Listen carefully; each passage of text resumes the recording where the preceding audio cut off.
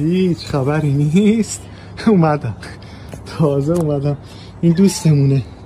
فکر کردی این چیز، این کارته، این خوراکی نیست.